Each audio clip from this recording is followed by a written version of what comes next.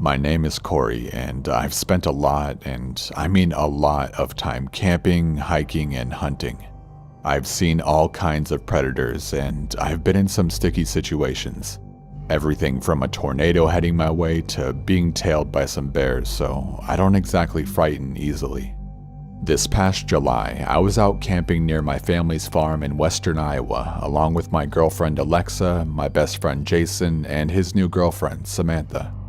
Samantha actually had never been camping before, let alone more than a mile off the trail in the middle of a forest.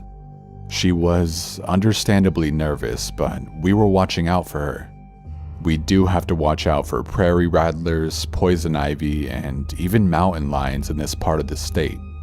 We made camp in a clearing on top of a small hill with a few trees, but we were deep in the woods to be sure. We arrived to make camp, eat, drink, and went to bed by midnight. Nobody had any injury besides a few mosquito bites. Everything was going according to plan until suddenly I woke up to the sound of Samantha screaming at the top of her lungs. I just couldn't believe how loud she was screaming. It was actually insane. I woke up, I guess at the same time as Alexa, grabbed my light and my Glock and ran out. I told her to stay in our tent just in case. Jason was already trying to comfort Samantha, and she was talking, almost babbling about something huge walking through camp and scratching at the tent and making a terrible sound. I told her it could have been a coyote or even a mountain lion. What little food and trash we did have was outside of the camp area, so that wasn't an issue. But I assured her that I would stay up and light the fire again. That I would take turns with Jason watching the fire because our movement and the fire should scare anything away. This seemed to comfort her, and she actually went to sleep in with Alexa.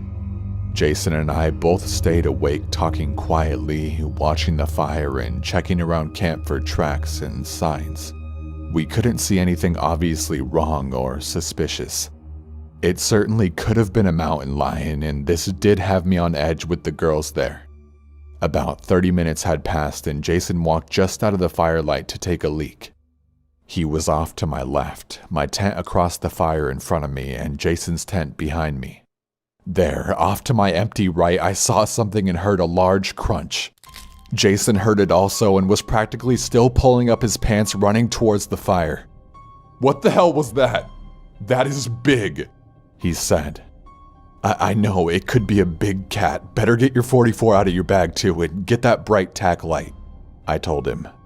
He returned with those items and we waited to illuminate whichever area we heard more movement from next. Then we heard a crunch and a snap. More movement almost directly behind us.